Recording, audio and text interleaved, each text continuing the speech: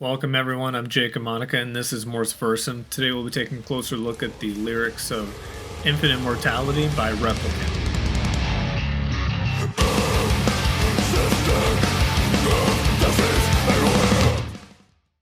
So if you don't know what this channel is all about, I basically just use it as an excuse to talk about metal lyrics. And I would love to cultivate some sort of community around death metal lyrics. I think there's not enough emphasis on them. And people don't talk about them enough. So with that, let's get into today's video.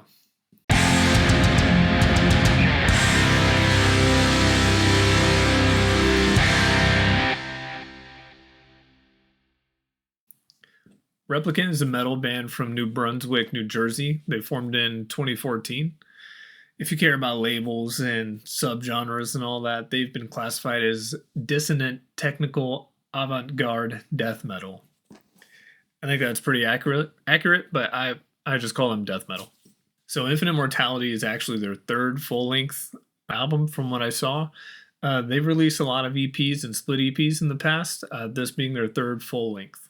As the album name suggests, the concept around the album is having an infinite consciousness while being in a temporary vessel. This idea actually has roots in psychology and philosophy, decades of literature on this.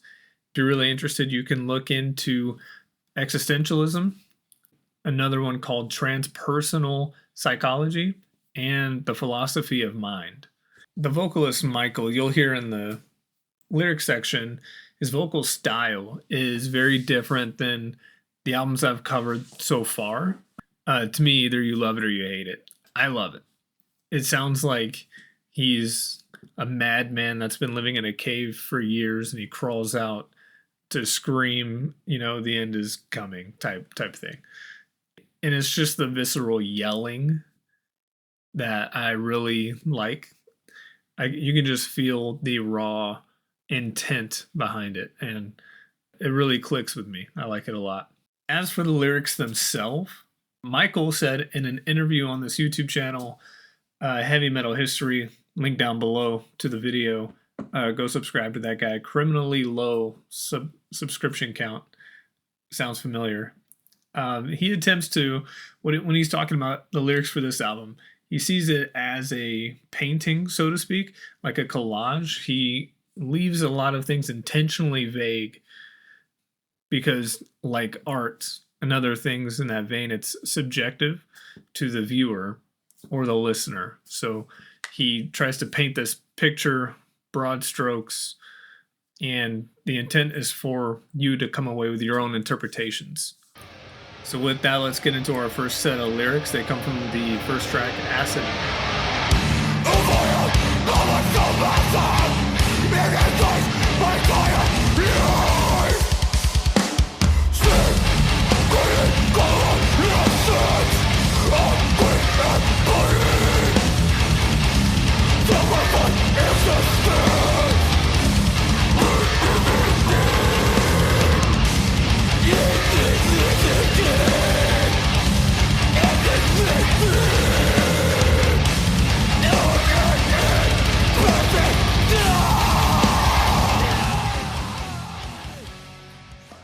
So a couple of key points I wanted to hone in on from these sets of lyrics.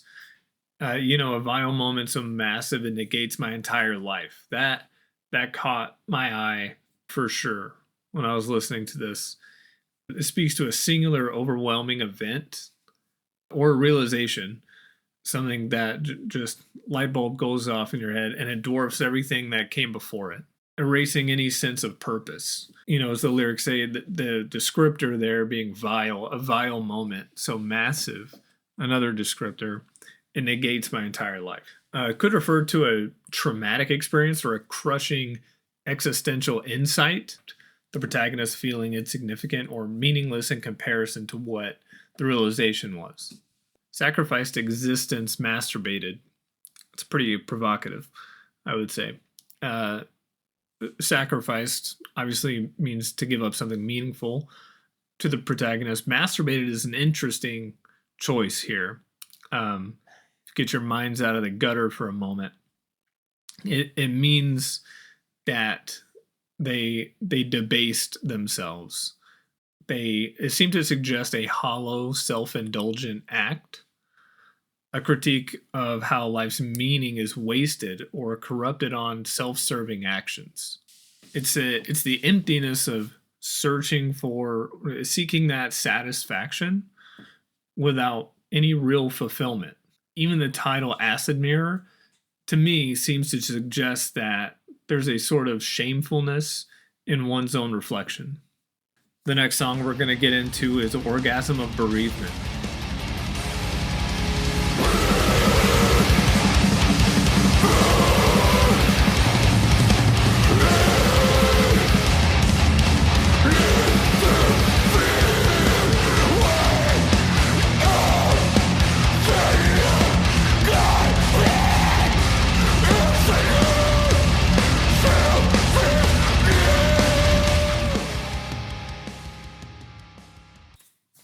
So, in this song, bred for hate and led to fear could symbolize how people from birth are influenced by external factors, that being family, society, media, etc. They harbor negative emotions. It implies a kind of programming where aggression, anger, and hostility are almost instinctual.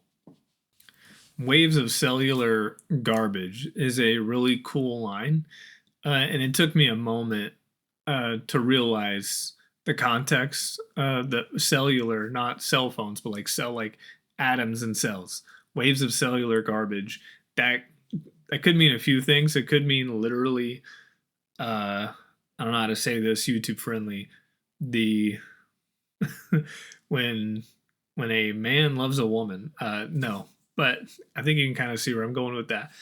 It could mean that the act of procreating, waves of cellular garbage, metaphorically refers to the toxic, degrading influence that people internalize on a molecular level. Waves implies a negativity overwhelming or pervasive. To me, it just means like the constant, the reproductive element of it. It comes in waves, and it's almost unstoppable. It could also be a nod to the idea that human beings are shaped by biological and psychological forces that are sometimes harmful. I see this a lot in society. I think it's interesting where, for example, if a kid, like a toddler or something, falls on a playground and their mom or whoever, their dad, anyone who's watching them, comes over and immediately like gets down on a knee and asks them if they're okay, and just being super overly I don't know the term, but you know what I mean. They're being very incredulous, I guess you could say, to the kid falling down. And then that prompts the child to start crying because they think that's what the parent expects them to be doing. That's why they're acting that way. Whereas you see other parents, the kid falls down, the kid looks up at the parent doesn't care. They can tell the kid is fine. And so the kid just gets up and runs around and they're fine. Two drastically different outcomes in behavior. And I think that's kind of what that last line is getting to, where we're shaped by the psychological forces that are sometimes harmful. The next track we're going to get into is Pain Enduring.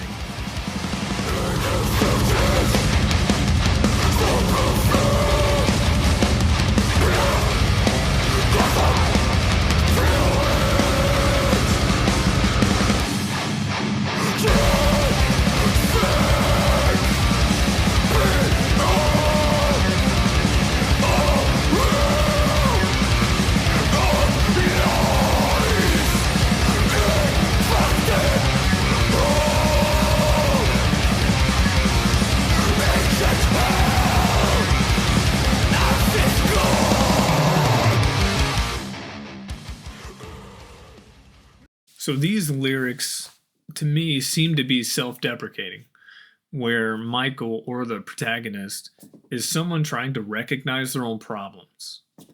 Transcend beyond the realm of lies, to me, is them saying to themselves, basically saying to stop lying to themselves. Infected whole suggests that the affliction is all encompassing. There is no part of the person or being that is unaffected. Abscess God is an interesting one. I believe that is one of those intentionally kind of vague things Michael threw in there. Sounds sick, sounds heavy, right? But it's also another provocative line that can make you think. And I think if you ask 10 people what they thought of that, you'd get 10 different answers. So, like, for instance, an abscess, it's painful, swollen area with pus and stuff like that, right? God is, what everyone's idea of God is. So this goes in line with the self-deprecating or looking yourself in the mirror and recognize your own problems.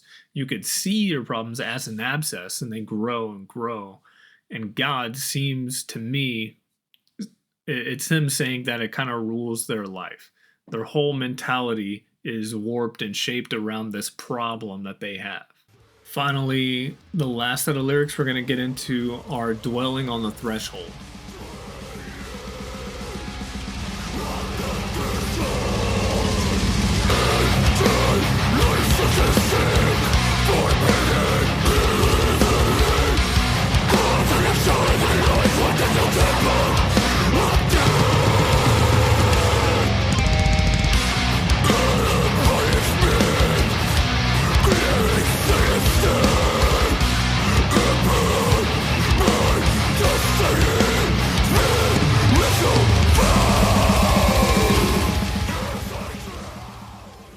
So to me, the concept of this song is really cool, actually. It's talking about dwelling in the space between physical and the existential. You know, I see a lot of songs where it's either strictly just talking about the existential or it's talking about that transition between the physical and talking about the transition from A to B. It doesn't really talk about the space in between, that liminal space. And I think that's really cool that he dedicated a whole idea and a whole song to that. These lyrics describe a dark, almost apocalyptic mindset where the speaker seems to be summoned to destroy something pure or life affirming. They are under the influence of some destructive force or destiny, if you want to call it that, probably battling an internal or external spiritual enemy. And you could say internal or external because it could be interpreted different ways, right? It could be literally an external force, or again, it could be like a battle inside himself that he's grappling with these issues that he has. To me, though, the language and the imagery used to point to a conflict with something beyond just the physical world, perhaps a spiritual existential struggle with forces of death, destruction, or nihilism, that's what I feel is leaning more towards in this song in particular. Also, just me personally being a nerd, orb of punishment glaring sinister upon my destiny. I'm a big orb guy. You throw orb into your lyrical lexicon, I think that really that really gets me going. I like that shit. Just nerdy wizard shit. And again, finally, the spiritual foe. Just another two-word line that Michael put in brilliantly, in my opinion. It can be as specific as Michael maybe intended it to, but from the interview that I saw, they're not. They're meant to for people to listen to and come away with their own ideas. But those two words put together, they really are provocative. And you ask 10 different people, you get 10 different answers on what they think that means. To me, in this song, given context with the rest of the lyrics, I think he's talking about something external here, whereas the last song I think was more internal. So in conclusion, what do you think? What does this all mean? I would love to know what you guys think of these lyrics in the comments. Tell me your subjective ideas. Which lines do you think are cool? Do you like orbs? Let me know in the comments below. Again, the interview is in the description. Hit me up on the other social medias. I'm in the process of making a Discord so we can actually, if we wanted to, write a whole fucking essay on some album. I know like a lot of people aren't weird or nerdy like me. I would do that stuff, okay? And instead of just posting on fucking Reddit or 4chan or some bullshit like that, we could have our dedicated Discord where we just talk about death metal lyrics, and that's it. Um, Again, it's in the works. I'll definitely let you know when it's done and published. Yeah, until next time.